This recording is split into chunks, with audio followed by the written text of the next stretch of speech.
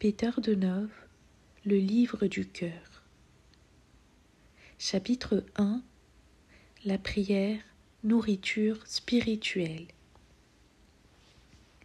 La meilleure méthode pour entrer en contact avec le monde d'en haut est la prière. Le Christ dit : « Ce que vous demandez en mon nom, vous le recevrez. » Mais en quel nom ? Au nom du bien, de l'amour. Il n'est pas aisé de sortir du marécage de la vie matérielle dans lequel nous sommes plongés. Il faut pour cela demander par la prière l'aide de Dieu et des êtres avancés. Pour affronter les difficultés et les contradictions que nous rencontrons dans le milieu qui nous entoure, il nous faut une foi forte et un lien continuel avec la lumière et l'amour du monde supérieur. La véritable prière est une joyeuse expression intérieure de remerciement et d'amour. Pour vous préparer à la prière, en oubliant toute autre chose, concentrez-vous sur le sublime auquel vous pensez. La concentration est un acte de volonté du cerveau. Seul, dans un endroit tranquille, avec un calme total, établissez votre lien avec Dieu, avec l'amour universel. Ensuite, retournez parmi vos proches et votre entourage. La méditation n'est pas un processus mécanique. Elle doit être soutenue par la pureté absolue des pensées et des sentiments. L'influence du milieu dans lequel nous sommes immergés se manifeste de différentes manières. Si elle n'agit pas par l'extérieur, elle s'attaque à notre intérieur et la difficulté pour nous libérer est plus grande. L'abattement, le découragement qui nous accable souvent proviennent des influences de la matière qui nous emprisonne. L'unique moyen de s'en libérer est la prière et la méditation. Pendant la méditation, ayez soin que toutes les portes du monde extérieur soient fermées et que votre pensée et votre cœur soient complètement libérés de tout ce qui vous a agité et troublé. Par la prière et la méditation, nous recevons la lumière nécessaire à une bonne compréhension des choses, à un meilleur accomplissement de nos tâches.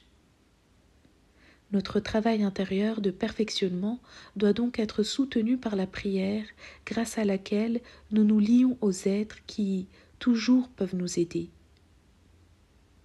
Sans le soutien de Dieu, nous ne pouvons rien faire de bon.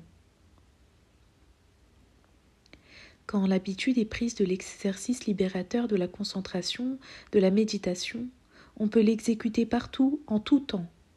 Même pratiquer quelques instants, il apporte une nouvelle force régénératrice à condition que l'esprit soit totalement isolé. Pendant la méditation, que la pensée soit dirigée vers Dieu, les anges, les êtres avancés, vers les étoiles, le soleil, etc., tout ce qui est beau. La beauté de la vie découle d'un monde harmonieux. Élève souvent ta pensée vers l'Éternel, vers le sublime, le Tout-Puissant. La prière est semblable à un fleuve généreux qui revient vers sa source. Elle apporte tous les biens. Mais si le fleuve cesse de couler, les souffrances viennent. Quand dans vos moments difficiles vous implorez Dieu avec foi et humilité, l'aide vous vient. Elle se produit rarement de la façon que vous attendez, mais se manifeste d'une manière particulière et imprévue. Si vous ne voyez pas clairement un problème, vous ne le comprenez pas, pensez calmement, profondément, et la lumière vous viendra. Sur le moment, le cerveau peut ne pas avoir une clarté suffisante, mais la réflexion l'attire.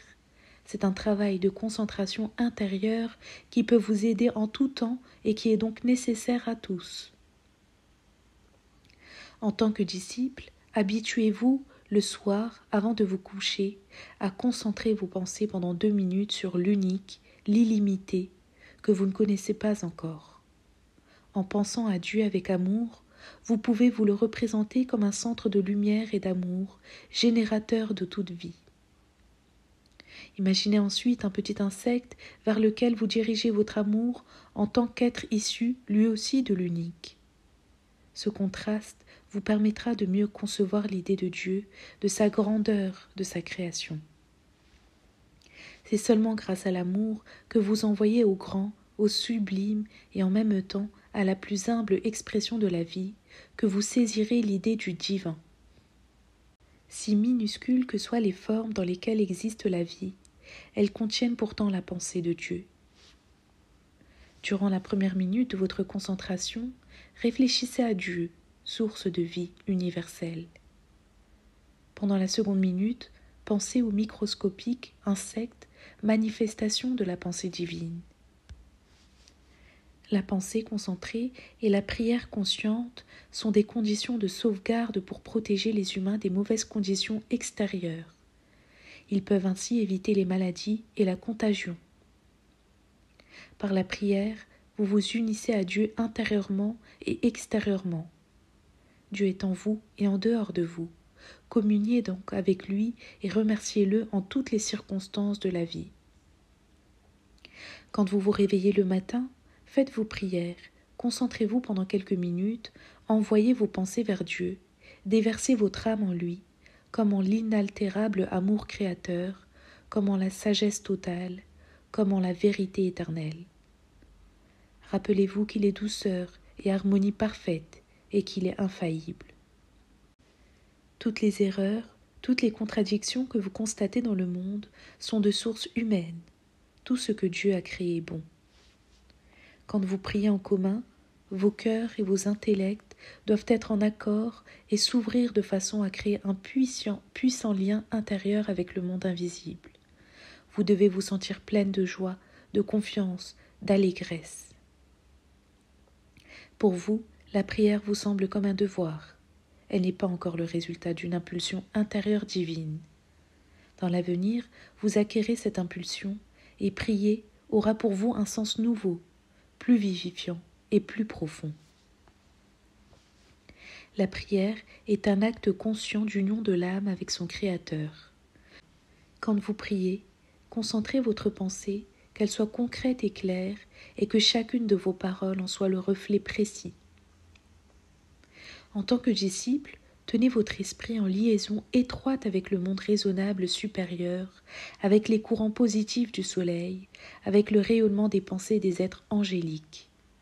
C'est pendant les moments de méditation que vous maintiendrez et renforcerez ce contact précieux.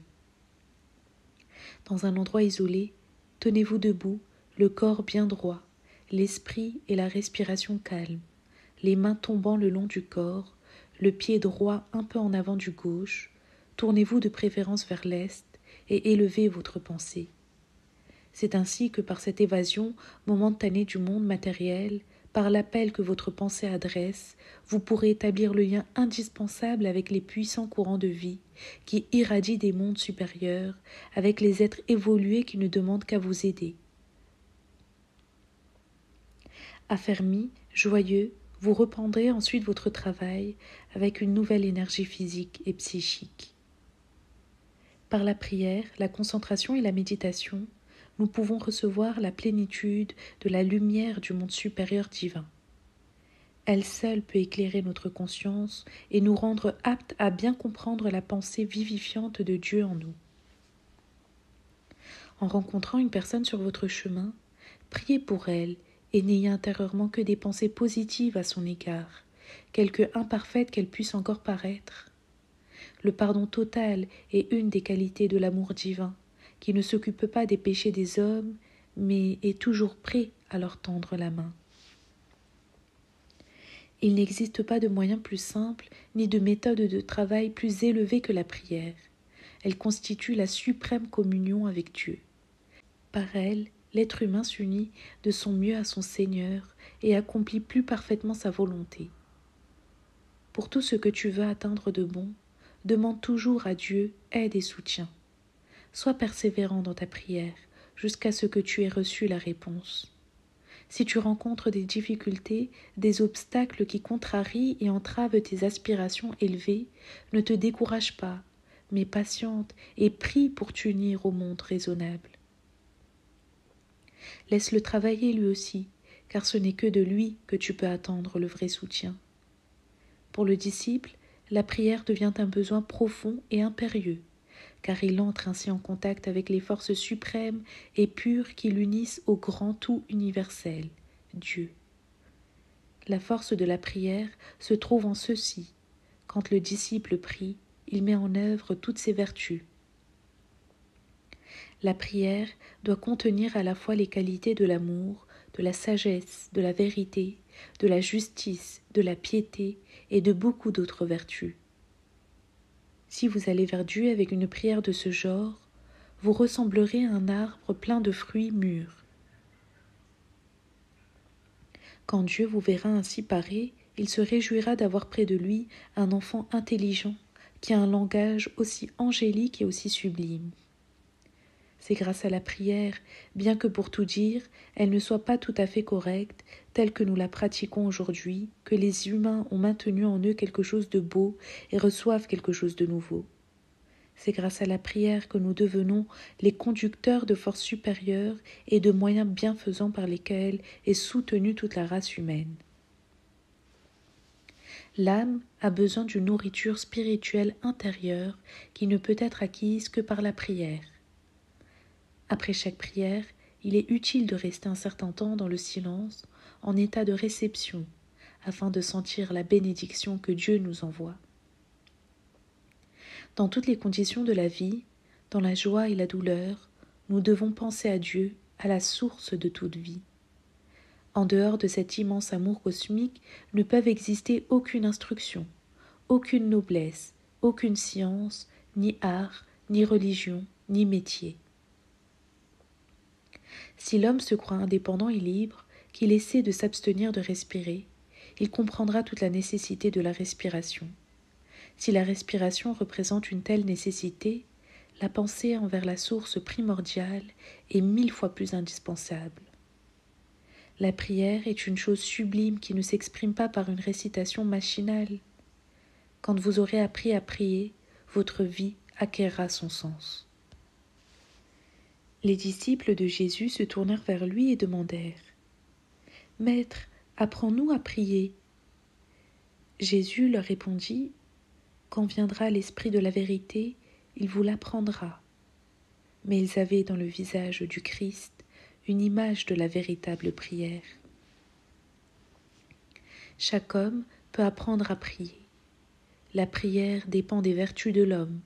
Il doit mettre le bien comme base de sa vie, et sa capacité de prier se développera sans qu'il s'en aperçoive comme le résultat naturel de son comportement. Quand l'homme se trouve en état de prier, le mal n'existe pas pour lui et il est bien disposé envers tous. Il se réjouit de tout et remercie pour tout. Devant cet homme, tout se vivifie.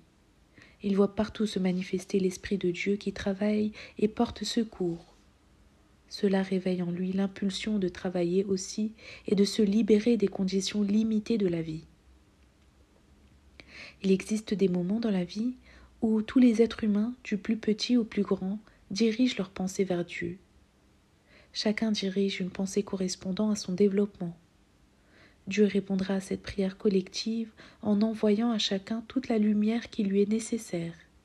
De cette manière, nous recevons la bénédiction divine pour pouvoir croître et nous développer selon sa volonté.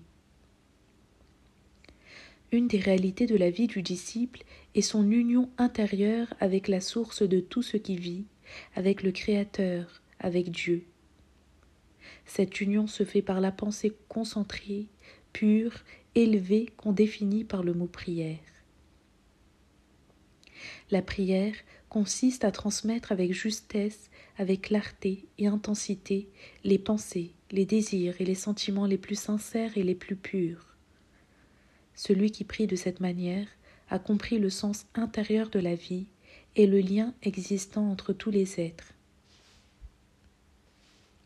Dans le langage contemporain, on ne trouve pas de terme précis pour exprimer la grande idée cachée dans le mot prière. La prière peut aussi consister dans l'acte de la respiration, exécuté consciemment et avec un sentiment d'amour pour l'air et ses bienfaits, et de reconnaissance envers Dieu pour tout le bien qu'il nous dispense. Ceux qui sont prêts à ressentir leur vie intérieure d'une façon intuitive pourront mieux saisir le sens profond de la prière.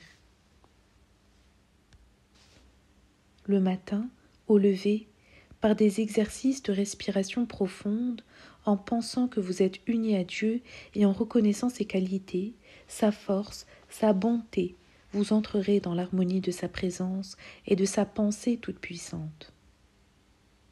Par cette respiration, prière du matin, le disciple s'accordant avec la grande sagesse divine qui dirige tout, se sentira pendant la journée mieux disposé et prêt à accomplir ardemment les tâches qui l'attendent.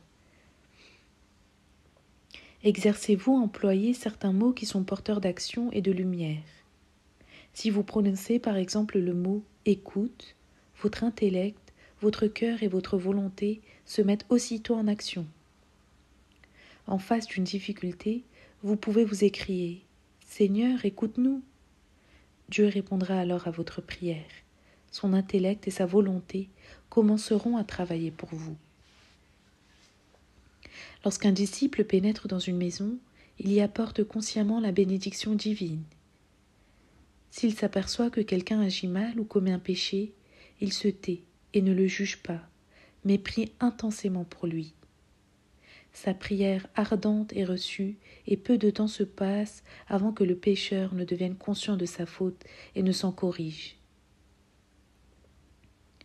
Le disciple bannit l'offense, le jugement, la critique, le mécontentement, le mensonge, la violence.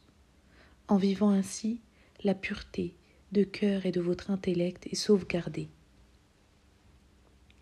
Prier Dieu ne remplace pas l'étude des leçons de la vie, ni un sage accomplissement de nos tâches. La prière est la respiration de notre âme, mais s'initier aux lois de la vie ascendante est aussi un processus de sagesse qui s'accomplit dans notre intellect. Si vous avez de l'amour, Dieu vous exaucera avant même que vous le lui demandiez. Il existe une loi dans la nature. Il n'y a pas de besoin primordial pour votre âme qui ne soit satisfait par le monde raisonnable. Si vous agissez avec sagesse et si vous dirigez votre pensée vers le monde suprême, il se trouvera toujours quelqu'un pour capter votre pensée et venir vous aider. Mais pour cela, une foi réelle vous est nécessaire. Une idée divine en vous attire les bonnes pensées des êtres et ils vous prêtent alors leur concours. L'acte le plus important dans le monde est la prière. Elle nous unit à l'Éternel et nous introduit dans la vie divine. Par elle, nous apprenons le sens de la vie superconsciente. La prière est une méditation et un moyen de communier avec la conscience divine. Quoi que vous fassiez ou que vous alliez, vous devez tenir votre conscience éveillée et vous unir sans cesse au monde raisonnable. C'est ce que signifie prier. Si on pense que pour prier, on doit rester debout pendant des heures à murmurer des mots, c'est là un acte mécanique, machinal, qui ne produit aucun résultat. Vivez avec la conscience que Dieu est en vous. C'est en cela que se cache la force de l'enseignement divin. En vous le transmettant, je désire éveiller en vous le divin, afin que vous deveniez des conducteurs de l'amour de Dieu et que vous le donniez aux autres. Aspirez à contenter ce Dieu qui est en vous et qui soutient toujours votre intellect, votre cœur, votre âme, votre esprit. Aspirez à être loyal envers lui. Si vous commettez une faute, sachez que c'est d'abord lui que vous blessez. Prenez conscience de votre erreur et corrigez-la. Souvent, nous sommes désobéissants et obstinés. Nous insistons pour que nos désirs soient exaucés sans savoir ce que nous apporterait leur réalisation. Quand nous insistons beaucoup pour que l'on nous donne ce que nous voulons, Dieu dit « Donnez-lui ce qu'il désire ». Mais alors, il s'éloigne. Lorsque vous priez, vous devez demander au Seigneur ce que nul autre ne peut vous donner. Un cœur pur comme le cristal, une pensée lumineuse comme le soleil, une âme vaste comme l'univers et un esprit puissant comme Dieu et uni à Dieu.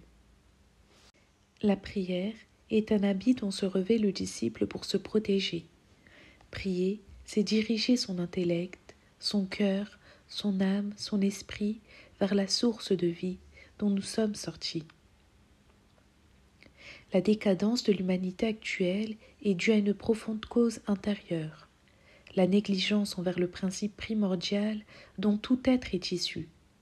L'âme humaine a besoin d'une nourriture spirituelle intérieure qu'on ne peut acquérir que par une pensée élevée, concentrée par l'union avec Dieu. La prière ne consiste pas en une prononciation mécanique. Quand le disciple prie ou quand il pense, il doit y avoir dans sa conscience et son intellect quelque chose de bienfaisant, de beau, qui soit son idéal de façon permanente. Parfois on entend dire « Je suis un homme libre, pourquoi dois-je prier ?» Ce raisonnement n'est pas logique parce que le réel dans le monde, l'absolu, est dans l'unité de la vie. Celui qui embrasse, tout ne nous oublie jamais. Nous non plus, ne devons pas l'oublier. Nombreux sont ceux qui pensent que la prière est une pratique humiliante pour l'homme instruit. Mais en réalité, si l'on étudie la vie du génie ou d'un savant, on s'aperçoit que, du commencement à la fin, elle n'est qu'une longue prière. La prière du génie est l'idée sublime qu'il porte en lui et par laquelle il souhaite apporter quelque chose au monde, à la vie. L'existence du génie, comme celle du saint, est complètement altruiste. La prière est l'action la plus sacrée, particulière à chaque âme. Comment je prie ? Je ne peux pas vous le dire, mais je prie toujours, quand je me nourris, quand je lis ou quand je travaille. Vous devez arriver à une compréhension intérieure, profonde de la prière, de cette constante union avec le Dieu vivant d'amour et de toute sagesse. Elle nous rend plus stables, plus promptes à accomplir des actions élevées et nobles, et plus persévérants dans le travail. Chaque être vivant prie, les animaux et les plantes aussi. Les parfums que les plantes répandent dans l'air sont leurs prières. Tant que la plante est odorante, elle croît et se développe. L'homme aussi, par son union avec l'élevé, émet un parfum agréable comme une fleur. Si ce lien cesse, la radiation de son esprit s'évanouit graduellement. Comme l'odeur qu'émet une plante dépend de sa qualité, ainsi, plus les vertus d'un homme sont développées et actives, plus son parfum, sa lumière intérieure, sa prière s'étendent. L'union avec Dieu est donc le travail le plus important de la vie. La manière de réaliser cette union est une chose individuelle que chacun doit apprendre par lui-même. C'est de la profondeur de l'âme que sort la véritable prière, cette aspiration vers le divin, vers ce qui est éternel, immuable. Si vous voulez que quelqu'un vous montre comment vous devez prier, il vous dira « Je ne peux pas vous l'apprendre, mais je prierai pour vous et vous travaillerez avec amour d'après les règles du plus haut idéal. Cela vous enseignera à prier. » Tout ce qu'on accomplit sans lien intérieur avec Dieu est pénible à l'esprit humain. La prière de certains est sévère, mesurée, prétentieuse. Mais il y en a d'autres, surtout parmi les pauvres ou les accablés, les souffrants, dont la prière jaillit, libre et directe, telle qu'ils la sentent sur le moment. Après une telle prière, leur visage s'irradie, sourit en même temps que dans leur âme s'accomplit un certain changement. Parfois certains demandent « De quel côté devons-nous nous tourner quand nous prions ?» La prière est soumise à aucune règle, à aucune limitation. Quand la prière est correcte, on est toujours tourné vers Dieu. Mais si vous priez Dieu et qu'en même temps vous pensez soit à vos amis, à vos parents, à votre situation, à votre argent ou à votre maison, c'est eux que vous priez. Si vous pensez à quelque saint, vous priez ce saint et non Dieu. Pendant la prière, votre pensée doit être dirigée exclusivement vers la source de votre vie. C'est uniquement l'image de Dieu qui doit se trouver dans votre esprit. Vous connaissez cette image, et si vous l'avez oubliée, vous devez maintenant vous la rappeler. Quoi que vous entrepreniez dans la vie, il est important que vous dirigiez toujours votre pensée vers Dieu. Il n'est pas de moment plus sublime que celui où l'on élève son intellect et son cœur vers celui qui nous a donné tous les biens. Travaillez constamment de cette manière, vous vous sentirez fort, vous serez continuellement joyeux et gai, vous sentirez couler en vous une pensée claire et constructive. Ce genre de prière vous aidera dans toutes les circonstances de la vie. Aux disciples, je donne une règle de vie. Chaque matin, avant de commencer votre travail, dirigez votre conscience pendant 2 minutes vers la conscience cosmique afin de vous lier à tous les êtres vivants. Pendant la première minute, dirigez votre pensée sur la première grande loi, amour envers Dieu. Durant la seconde minute, pensez à la deuxième grande loi, amour envers le prochain. Concentrez-vous sur ces 2 lois. Oubliez toute autre chose, même de respirer. Ce sont les Anglais qui ont les premiers fait cette expérience. 2 minutes de concentration leur ont permis pendant la guerre de 1914 à 1918 de se sauver en traversant sans trop de peine les difficultés que le monde invisible leur avait assignées. Un jour et à une heure fixée, on donna l'ordre dans toute l'Angleterre d'arrêter pour 2 minutes tout mouvement dans toutes les usines, laboratoires, écoles, magasins, etc. Et, où qu'on se trouve, de diriger sa pensée vers Dieu et de se lier à lui. Ce fut un beau moment, 2 minutes d'union de tout un peuple avec Dieu. Et grand fut la bénédiction qu'il reçut du monde invisible durant ces 2 minutes. Pensez donc à ce qu'on pourrait obtenir si toute l'humanité fixait un moment semblable de liaison avec Dieu. Quelle puissante vague de force bienfaisante se répandrait alors sur le monde. Je dis que vous avez, vous aussi, une grande œuvre à accomplir en utilisant chaque matin 2 minutes de votre temps à vous lier à la conscience divine cosmique. Ces 2 minutes journalières, justement employées, forment le vrai jour. Multipliez 365 par 2 minutes. Vous aurez 12 heures. Cette demi-journée vous procurera de grandes richesses. La force de l'être humain réside dans son union avec le monde des êtres parfaits, immortels. 2 minutes vous sont nécessaires pour diriger votre conscience, concentrer votre pensée, élever votre âme vers la conscience divine cosmique et éprouver l'influence qu'elle exerce sur vous. Voici que je vous montre le chemin vers le bonheur. Que celui qui est prêt prenne ce chemin. Celui qui ne l'est pas est libre d'agir comme il le veut. Chapitre 2. Par les yeux de la prière. Les yeux, reflets de l'âme, une des grandes richesses de l'être humain qui se lie et s'harmonise par eux avec le monde extérieur, facilitent l'équilibre des énergies de son organisme. Quand les yeux reçoivent la lumière sans impureté et sans mélange nocif, le cerveau fonctionne mieux. L'œil droit est relié à l'esprit, le gauche au cœur, et les 2 yeux à la parole. Leur forme et leur grandeur permettent de déceler les qualités et les possibilités de l'être humain dont les vertus embellissent la forme. La lumière pénètre également l'être humain intérieurement. Aussi doit-il éviter de regarder les images qui réfléchissent le négatif sur le psychisme. L'esprit ne doit pas se laisser accaparer par de vaines et stériles manifestations humaines. Chaque impression qui parvient au cerveau par l'intermédiaire des yeux laisse sa trace sur les lignes du visage. Épargnez à vos enfants la vision de vilaines images, de vilains tableaux, et vous aussi ne les examinez pas. Laissez cette étude aux sages.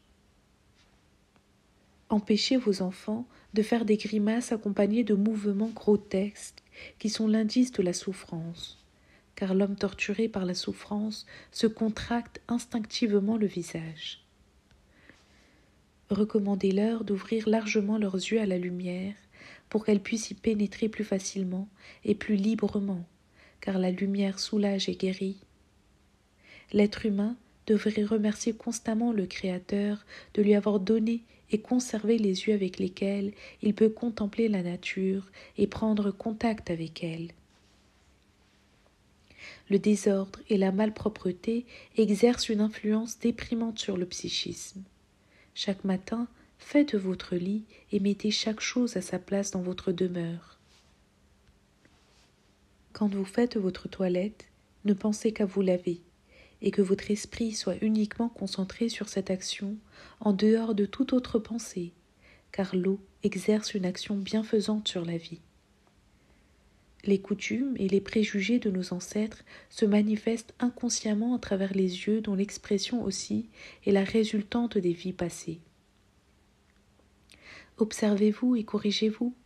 Élevez souvent les yeux vers le ciel. Représentez-vous les êtres qui sont parvenus à la sainteté et à la perfection. Regardez, visualisez leur visage angélique, souriant, rempli de joie et d'allégresse, exprimant l'humilité.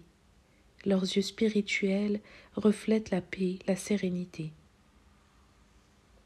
Imprégnez-vous de ces images, les forces spirituelles les plus élevées de la nature, qui font pénétrer les sentiments altruistes dans l'être intérieur, sont transmises par les yeux. La lumière est une nourriture, et les belles pensées tonifient le cerveau en attirant des fluides bénéfiques. Plus l'homme se perfectionne, plus il se nourrit de spiritualité, des bienfaits et des grâces divines. Si votre regard est attiré vers le bas, votre tâche ne pourra être menée à bon terme. Les rayons oculaires doivent être dirigés vers le haut, au-dessus de la ligne d'horizon. Élevez vos yeux vers le ciel, faites des exercices afin que votre regard soit conscient et dirigé. Chaque matin, en ouvrant les yeux, regardez de belles images et réjouissez-vous de la grandiose nature créée par Dieu. Recherchez le beau chez vos semblables et arrêtez-y vos regards. Quand vous serez devenu un sage au point d'aimer tous vos semblables, vous pourrez regarder le mal, le négatif, et vous les aiderez à le transformer en bien, en positif. Plus la lumière spirituelle est intense, mieux elle permet de voir les profondeurs de l'âme humaine où sont cachées beaucoup de choses par d'épais rideaux. Dieu nous a donné de grands biens. Pour savoir les utiliser, il est nécessaire de connaître les lois de la vie. C'est un art de regarder une personne avec un sentiment de beauté, de pureté, avec lumière, avec amour. Un tel regard efface tout doute et souffrance. Un élève raconte : j'ai rencontré une femme que je n'oublierai jamais. Depuis lors, 20 ans ont passé. Cette sœur inconnue m'a donné un seul regard, mais quand je m'en souviens, toutes mes souffrances, tous mes troubles cessent. Réjouissez-vous d'avoir vos yeux, cette richesse incomparable. Soignez-les, utilisez-les à regarder les fleurs, les insectes, les belles images, les levées de soleil, le ciel étoilé, tout ce qui est beau et harmonieux, ce qui reflète le sens de la vie.